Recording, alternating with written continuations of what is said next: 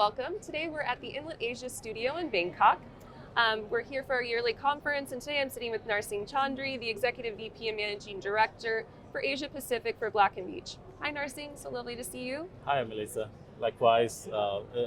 It's great to see finally after the 2.5 years of COVID, people getting back and having some meaningful, good discussions.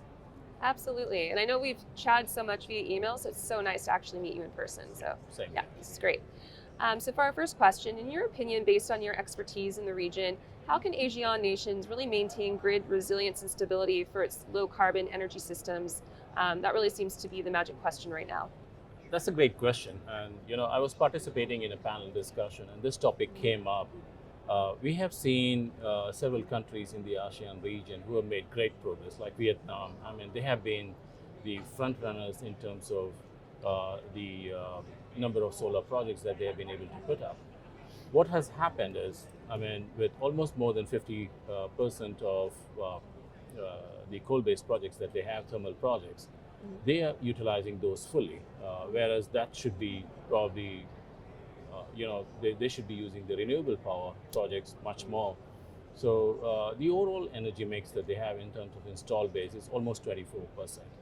And last year's statistics, and this statistics could have changed this year, they were using close to 4-5% of the installed base, and the rest was all coal.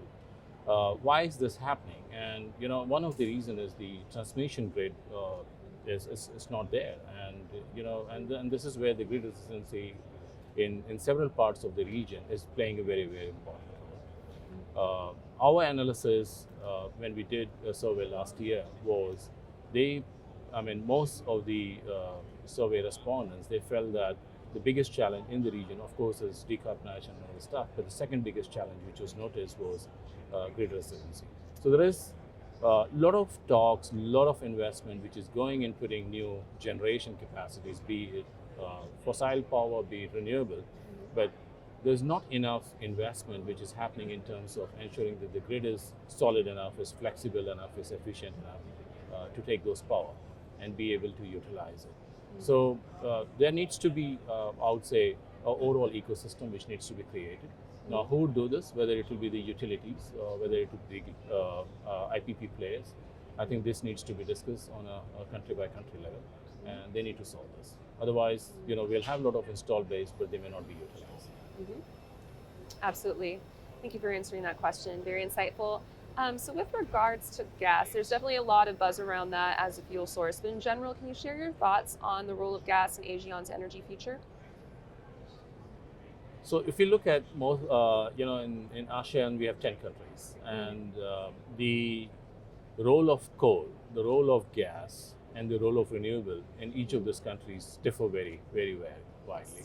Singapore, no coal base, everything is gas based. They're moving towards even more cleaner energy like hydrogen and everything else. Whereas several other countries like Philippines, Vietnam, Indonesia, to some extent Malaysia, and Thailand as well, they're looking at transitioning out of coal. Now, transitioning out of coal can not jump directly to renewables, because we all know renewables cannot act as a base load. And, in most of the energy mix of these countries that I spoke about, they have close to 50-60% of their installed base coming out of coal. Now, the transition from moving from coal to renewables, there will be a step change. It will happen eventually, but I think gas will play a very prominent role. Now, since the beginning of this year, with the Russia-Ukraine conflict, what we have seen is gas prices getting not only just too expensive, it's almost also not available with long-term commitment. So the region is going through a very painful experience of having planned their gas-based projects, but not being able to move ahead with them, because if they don't lock in the gas supply and they are not able to secure good prices, those projects don't become commercially viable. So I see this as a short-term blip at the moment. I'm sure this will correct, because the geopolitical situation, I'm optimist. Hopefully it sorts out soon, not only for the reason of gas prices, but also for various other reasons. We all want peace in the region. But as soon as that gets sorted out, I'm seeing that there will be a lot of gas supply which will get unlocked with all the capacities which are being built. Also, the Russian gas at some point of time should start flowing. So that should solve the supply-demand gap that we see today, leading to very high gas prices. So it's going to be difficult to say whether it will be 6 months, 1 year, or 2 year. But maybe in the short to mid-term, the gas supply prices should correct itself, and gas would play a very, very important role in Asia. Absolutely. And as you said, and like a leader yourself, I feel a lot of leaders are very hopeful about the future, and gas is definitely a part of the equation for sure. So for our next question, so the Asian energy transition is really ongoing, it's really picking up speed now, of course, and will be a very large undertaking. So with your vast experience in the industry, can you share how the right tools and partnership can ensure power producers can evolve to a utility 4.0 while successfully managing their own energy transitions as well? Okay. On a personal level, I'm a big fan of technology. I believe technology has in the past and in the present and in the future will always play a great enabler of solving the biggest problems that we have. So if you look at some of the biggest problems that we have is moving from fossil into clean energy, and the ambition and goal which we all have of being able to achieve net zero and decarbonization and all those stuff. I don't think this will happen just by switching technologies. The technologies can only lead us up to a certain extent, but digitalization is the one, or what we call, 4.0 or 5.0, because there are different terminologies which are being used. They can unlock possibilities which we have never seen in the past. Sure. And why do I say that? In the past, if you look at most of the power generation facilities which were there, they were concentrated in certain pockets, certain belts, and you could plan the transmission, you could plan the distribution, and everything around it in a manner which was, you build a plant and you can live with it for several years.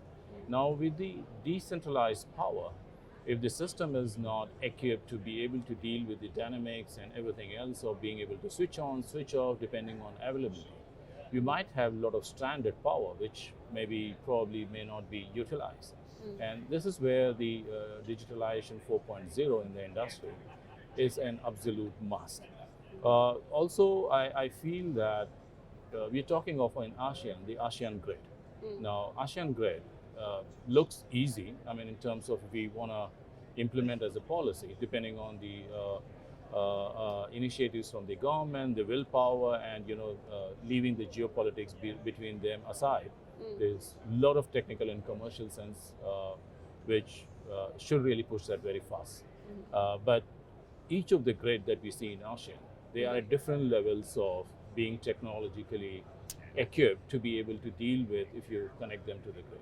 So eventually, I think the digitalization 4.0 that we're talking about in the grid could help even out some of those challenges which are there, being able to utilize every kilowatt hour of energy that is being generated, and be able to switch on, switch off based on what do we want as per our long-term decarbonization goals. So it can be a great enabler. Digitalization has changed our day-to-day life, the way we interact, and we have seen this during COVID. How projects have got completed despite people not being able to move to those sites, and many of those were possible due to digitalization. So it can definitely play a very instrumental role in being an enabler in making things possible. Okay, great. And then Narsingh, thank you for answering that. With regards to the conference and just your experience here so far, what was kind of the most interesting takeaway that you've had while you've been here? Well, there were several actually, and there was a lot of pessimism and there was a lot of optimism. I've never seen a mix of both at the scale which we saw in this event. There was a lot of pessimism with respect to having to step back with respect to being able to meet the energy demand in the region, but being also able to do it in an affordable and cost-effective manner which works for everybody, for the developers, for the consumers, and everybody else who is there in that ecosystem. But there was a lot of optimism, and people believe that we shouldn't take multiple steps back and go back to where the decarbonization and net zero goals were set actually, because that would be taking a full circle and then losing a lot of momentum that we have gained. What we also saw was there is increased awareness at the leadership level that despite all these challenges, I think we have an opportunity here in terms of being able to go and do things which is going to be good for the planet, going to be good for the next generation. And I'm seeing now in various discussions that we had, commitments in terms of not just verbal commitments, but investments which are coming in, and that could change really a lot of things here in the region. The other aspect was there was also awareness of being practical, that hey, we decided to give up coal, but you cannot shut down the existing plants until you build new capacity, say on gas, and with gas current prices, it's not possible. So doing that course correction with respect to how things could move in the energy space with the current challenges, I think having that pragmatism was also good to see. Absolutely. Well, thank you so much, Narsingh. It's been an absolute pleasure chatting with you and meeting you finally in person. Likewise, Malaysia. Yeah, enjoy the rest of your day. Thank you so much, and I hope the next 2-day session works well for you all, and I wish you all the best. Thank you so much. Well, that's it for our time today. Thank you so much for watching. To learn more about Black & Veatch, please visit our website. The same with Enlit Asia. Have a great day.